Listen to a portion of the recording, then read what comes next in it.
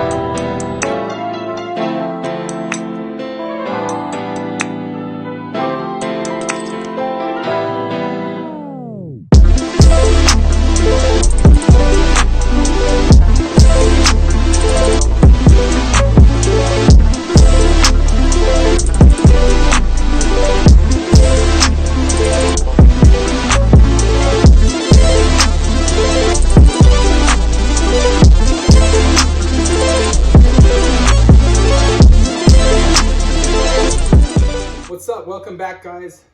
I'm Todd, and this is another episode of Watch the Lights. Today, we are going to discuss sensorless motors and how to tune them to get a little bit more out of them than you would get from the factory. So I already have one apart, and the first thing we're going to talk about is they come with a basic bearing. So it's not real fancy. It's just basic bearing, man. So what you could do to get a little bit of performance out of the motor is get rid of the basic bearings and upgrade to ceramic bearings. Ceramic have less drag, they spin better, and will increase performance just by a bearing. You will see a couple RPM gains on the motor when you put it on an analyzer. You'll see some performance. I mean, they're more efficient, better bearing.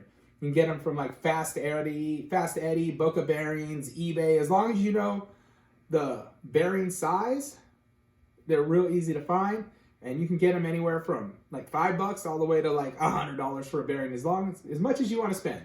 If you're baller, go all ceramic all the way out, and you'll have a ridiculous motor. But basic bearing upgrade is super easy. You pop the bearings out. You pop them back in, and it's just a super simple upgrade. So on motors like this is a TP 4050 2300 kV motor. This is the armature for it. So basically when they come, you have your shims all right here, and your motor shims, the rotor shims go and adjust the position that the motor or the rotor sits inside the stator. So, you know, from the factory, they have it pretty dialed in, but you know, if you want to get every little bit out, what you can do is you can take the shims and adjust the shims to make maybe the motor or the rotor sit in a different position on the stator, either dead center or a little, you know, outside of it, or, you know, just adjusting the position of the rotor in the stator. You can gain RPM, drop current, increase performance, and you're not buying anything. You can usually use the shims it comes with to make the adjustment. Like this one comes with the 4 brass shims and the 4 small brass shims and the bigger brass shim, the bigger millimeter, taller millimeter, so I can make, you know, various adjustments with just what came with the motor. Now, if you really want to get into it, get yourself a plastic caliper, and they make different rotor lengths and rotor circumferences. So what that's going to do is when you change the rotor circumference on one of these motors, and you're changing the rotor circumference inside the stator, so what happens is a larger rotor closer to the stator and creating less of an air gap, you're going to get a motor that has more torque and a little bit less RPM. Then you take the same rotor, just in a different circumference or a different millimeter round, and you make it smaller, and you increase that air gap between the rotor and the stator. What's going to happen is you're going to lose some torque, but you're going to gain RPM. And that's what's happening when guys are sanding these down, polishing them. What they're doing is taking material off, increasing the air gap between the stator and the rotor, and picking up some RPM. So it's making it a higher RPM motor with a little bit less torque. So some manufacturers sell a variant of different rotors for their motors that they sell. So you can get a shorter rotor that will increase RPMs also because there's less magnetic force on the rotor. You can get longer rotors that are longer than the stator, a little bit longer than the stator, which will increase magnetic pull and increase torque. They come in different sizes, so you can take one stator 2300 kV, and by changing the rotor, the air gap between the stator and the rotor, you can get all kinds of varying performances. You can tune a motor to what you're doing. If you're speed running, you can drop rotor size, increase RPM, and pick up more RPM. And if you're drag racing and you need more torque, you can get a bigger rotor, increase torque, but you're going to lose RPM. But drag racing is not necessarily about flat out RPM. It's more about how quick you are. A to B as fast as you possibly can. And a lot of times that includes the torque. So in drag racing, we have a tendency to lean towards a larger diameter rotor to increase torque, and we lose a little bit of RPM. But I mean, these are pretty basic motors. This is a good spot for anybody getting into the hobby to kind of just tinker with motors, learn about motors. There's all kinds of information on the internet about motors. They're not as hard as they look. A plastic caliper, some shims, a motor analyzer, and you can pretty much dial in your motor and tune it and get the most performance out of it by knowing just a little bit. And like I said, some manufacturers sell a variant of different rotors for their stators or their cans that they're selling. TP makes 4050s, 4060s, 4070s. Some guys even take rotors from larger TP motors, and it's called stuffing the can. And what they'll do is they'll take that larger rotor and cut it to fit a smaller can.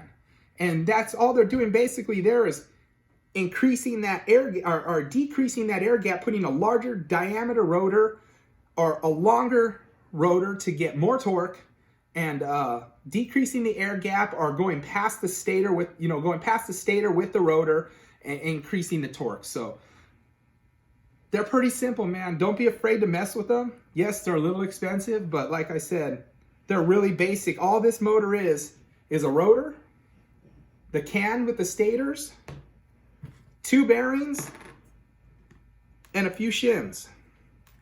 A little bit of time, a little bit of effort, and you can take a motor and gain another 30, 50, 100 RPMs. Which, in drag racing, that could be the difference between winning or losing. And if you can, when you're building these motors, if you can get away from, the steel screw sets that they come with sometimes. Not all of them come with aluminum hardware. Some of it's stainless steel, some of it's just regular steel screws. Well, that creates a magnetic field. So if you go with, an aluminum screw, aluminum's not magnetic. These little aluminum screws, they're not going to interfere with the magnetic field. And that, even on a censored motor, switching over to aluminum will increase RPM and give you a more precise motor. So we're going to discuss censored motors on the next video I do. Probably next week I'll get into censored motors, censored motor tuning. But I just wanted to cover a little bit of the sensorless motors because I know a lot of people have them, a lot of people use them. They're really not that difficult. Rotor, stator, shims, bearings, a little bit of time, you can increase your performance, get a faster, more dependable motor. And it's not a little bit, it's numbers you'll see on a motor analyzer. If you have any questions, just hit me up. You can hit me up on Facebook, on the YouTube channel, wherever. I'll do it the best I can to help you. If I don't have an answer, always know I know somebody that does. We'll get you the answers. We'll get you guys going. Like I said, I just want to do a quick little video on motors, the sensorless motors, a breakdown of it, because a lot of people run them, like I said, and I don't know if you guys, a lot of people know how to work on them. Just understand they're not really hard. It's a pretty simple motor to work on, and they're easy to keep maintenance, and they're easy to keep fast. As long as you don't overheat them, you're good to go. That's about it for motors. So remember, bigger rotors, smaller air gaps, more torque, a little bit less RPM. Smaller rotors, larger air gaps, more RPMs, less torque. And that's it for rotors. And on the next video, I think I'm gonna do another one tomorrow. I'm going to break down El Guapo 2. It's my street outlaw car. I got it all finished. I just got it together this morning. It's an all Tekin build, Tekin T130, Tekin T130 servo, steering servo, Tekin RS Pro Black, Tekin 4.3 Gen 3 motor, fresh new Tekin gear. Yes, I'm a Tekin team driver. A lot of the stuff I'm going to do is going to be covering Tekin. You know, we're going to cover the Tekin 17.5 motor that I'm going to use in my 17.5 drag car right here by Rootis Motorsports. I got the 17.5 car that I'm going to be putting together. That's another show we're going to be doing. It'll also run the RS Pro, the 17.5 Gen 3. I'm probably going to change some rotors in that. So I'll do a video on how I set this 17.5 up for drag racing. I'll go in depth on the Rootis Motorsports. This is the Rootis Motorsports Pro mod that I'm using as the 17.5 car. Talk about sweet, fully adjustable carbon fiber wheelie bars. It's a bad whip right here. Tony Rootis Motorsports, if you're looking for one. And that's about it for today, guys. But tomorrow, we'll do the whole video on how I set it up, the shock oils, everything about the car, the gearing. We'll go through everything. And then hopefully I can get out and get some runs in with it and get some video and see how it does. You guys, some of you guys out there with street outlaw cars have some monsters, man. I got some catching up to do, and it's going to be fun catching up with you guys, getting my car to work on the same level that a lot of you guys have them running on. Shoot, man, if you guys have tips for me about my street outlaw car, shoot them to me, man, because, you know, I don't know it all. I'm learning. You're learning. We're all learning. The more we learn, the more fun it is.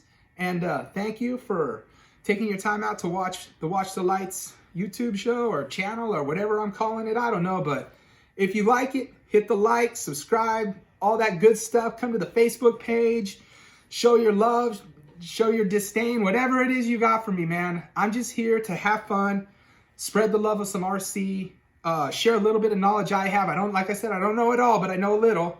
And I just want to have fun, and I want to see others have fun. So have a good day.